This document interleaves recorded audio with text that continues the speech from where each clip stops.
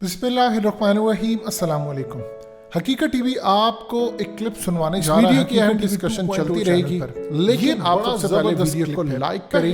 हकीकत टीवी के भारतीय मीडिया पर कोई शख्स सेंसिबल आया है और वो है बेसिकली क्लिक करें। इंडिया का एम्बेसडर रह चुका है। उसने आकर कहा है कि देखो बहुत हो गया, बार बार आप लोग ये बात कर रहे हैं, सच्चाई ये है कि अमेरिका को शिकस्त हो गई है और ये तस्लीम अब कर लें, क्योंकि इंडियन मीडिया इस वक्त जो काम कर रहा है वही गलती अमेरिका ने की। अमेरिका ने काम ये किया कि सारी जिंदगी उसने ये कहा कि तालिबान बड़े खतरनाक है, ये आएंगे, ये हो जाएगा। उनका इतना खौफ था अफगान आर्मी पर कि जब वो शहरों में दाखिल हुए, ये अपने हथियार छोड़कर सरेंडर करके इन्होंने भागना शुरू किया। अब यही गलती इंडिया कर रहा है। इन्होंने अफगान तालिबान का इतना हवा, इतनी बार ये कह रहे हैं, आप ये क्लिप सुनेंगे आप हैरान होंगे। इस वीडियो की अहम डिस्कशन चलती रहेगी, लेकिन आप सबसे पहले वीडियो को लाइक करें। हकीकत टीवी के बैकअप चैनल हकीकत टीवी 2.0 को सब्सक्राइब कर लें और बेल आइकन पर जरूर क्लिक करें। कि आईएसआई की जीत हुई, उनके बड़े बड़े जर्नल कह रहे हैं आईएसआई की जीत हुई, आईएसआई का मोहरा, आईएसआई ने किया। अब इसका ये मतलब है कि पूरी दुनिया को आपने ये पैगाम दिया है कि आईएसआई जब चाहे अमेरिका को शिकस्त दे सकती है। आईएसआई ने 50 ममालिक नेटो को शिकस्त दी, आईएसआई ने इंडिया को भी शिकस्त देने की राह हमवार कर ली है। तो इंडिया की जो फौज है उसके अंदर खौफ पैदा हो गया है कि आईएसआई ये भी कर सकती है, वो भी कर सकती है। अब उनके दिलों में, उनकी फौज में भी डर पैदा हो गया और आपको ये डर नजर आएगा जब पाकिस्तान की फौज आमने सामने होगी इंडिया के। आप देखेंगे ये लोग हथियार छोड़कर भाग जाएंगे। इनको अंदाजा नहीं है हमारा कितना जबरदस्त काम करे। आपने ये क्लिप देखना है, ये बहुत इंटरेस्टिंग है। ये पहले कर रहे थे जी, ये हो गया, सिराजुद्दीन ने ये कर दिया, ये हुकूमत में आ गए। साथ ही वो शख्स आता है, अहम तरीन एम्बेसडर, और आकर कहता है कि देखो जो मर्जी हो गया, अब आप तस्लीम कर लें इस बात को कि शिकस्त हो गई है। और फिर अमेरिका यहाँ से शिकस्त खाकर क्या है, यानी अमेरिका के शिकस्त का मतलब है कि अगर आप आईएसआई पर ब्लेम कर रहे हैं तो इसका ये मतलब है कि आईएसआई ज़्यादा ताकतवर है अमेरिका से। इसका ये मतलब है कि पूरी दुनिया की एजेंसियाँ इनके प्लान के आगे फेल हो गई हैं।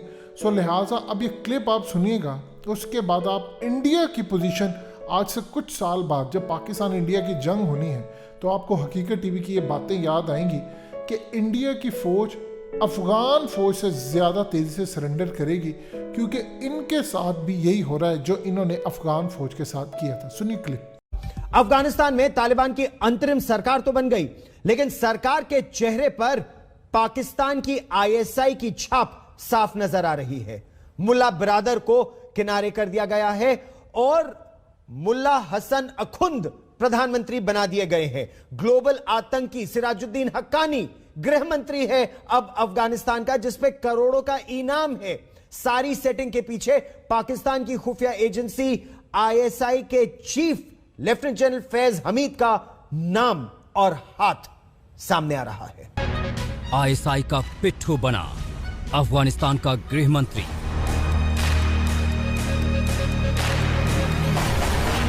सरकार अफगानी, लेकिन सरकार पर छाप पाकिस्तानी।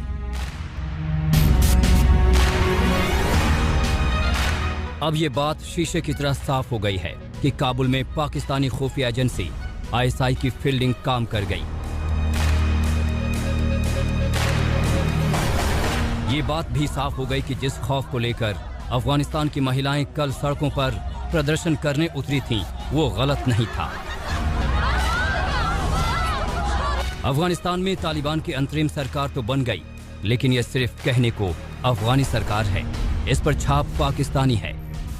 पीएम से मंत्री तक पाकिस्तान ने तालिबान में अपनी पूरी सेटिंग कर ली है और उस सेटिंग का सबसे बड़ा मोहरा है सिराजुद्दीन हक्कानी, खूंखार हक्कानी नेटवर्क का सरगना।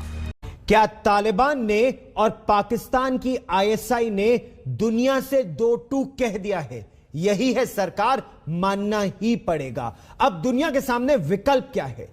आज हमारे साथ इस चर्चा में जुड़ रहे हैं एम्बेसडर विवेक काटजू। आप अफगानिस्तान में हमारे पूर्व राजदूत रह चुके हैं। हमारे साथ मेजर जनरल संजय मेस्टन जुड़ रहे हैं। आप काबुल में हमारे पूर्व डिफेंस अटैचे रह चुके हैं। दोनों ही अफगानिस्तान की रग रग से वाकिफ है। लेकिन आपसे एम्बेसडर काटजू मैं यह जानना चाहूंगा, क्या ये आतंक की सरकार है कि जिस व्यक्ति ने बामियान में भगवान बुद्ध की प्रतिमा को ध्वस्त किया, वहां टैंक लगाया, तोपें लगाई, एंटी एयरक्राफ्ट गन लगाई, वही अब प्रधानमंत्री है अफगानिस्तान के। देखिए, हमें जमीनी हकीकत से गौरव कभी दूर नहीं जाना। जमीनी हकीकत क्या है?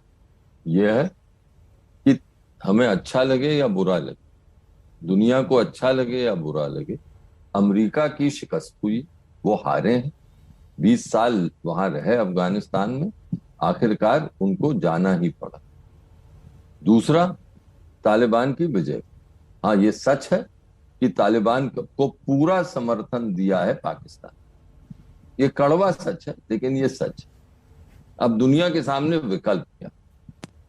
या तो दुनिया कह दे कि इस सरकार को नकार दे। क्या दुनिया में ये एकता है आज के दिन? क्या महाशक्तियों में ये एकता है कि वो इस सरकार को नकार दें? या वो अब हर देश, रूस, चीन, पाकिस्तान को तो छोड़ ही दे, रूस, चीन अपना हित देखें, अपना स्वार्थ देखें। मेरा अनुभव ये कहता है जी, मेरा अनुभव ये कहता है कि आतंकवाद के खिलाफ लड़ाई दुनिया ने जो सदियों झेली, 20 साल 9/11 को होने को आए, 9/11 के बाद भी झेली है। अफसोस यह है कि आतंकवाद की लड़ाई में दुनिया एक नहीं।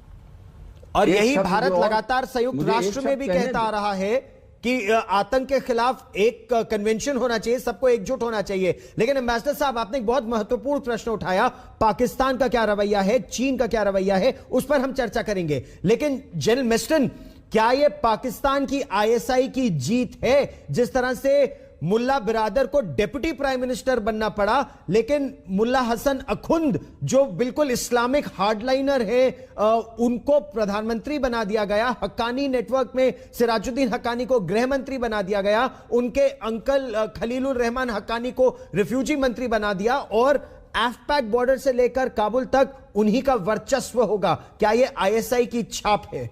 गौरव, बिल्कुल आपने सही सवाल पूछा है, और मेरे विचार में तो ये आईएसआई की जीत है, और इसके कई कारण। उनकी बात मौजूदगी एक कॉन्फिडेंस भी हो सकता है, लेकिन फैक्ट ये है कि जो इंटीरियर मिनिस्ट्री है वो मिली है हक्कानी को।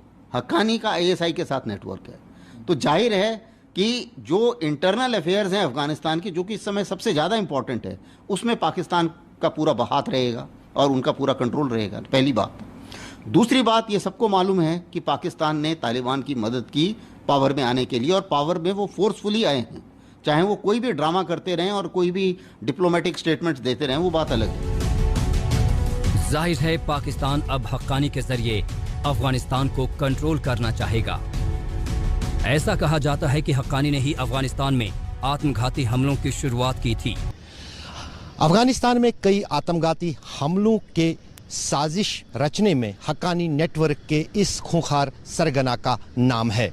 वो कितना खूंखार आतंकी है, इसका अंदाज़ा इसी बात से लगाया जा सकता है कि अमेरिका की खुफिया एजेंसी ने सिराजुद्दीन हक्कानी पर 1 करोड़ अमेरिकी डॉलर का इनाम घोषित किया है।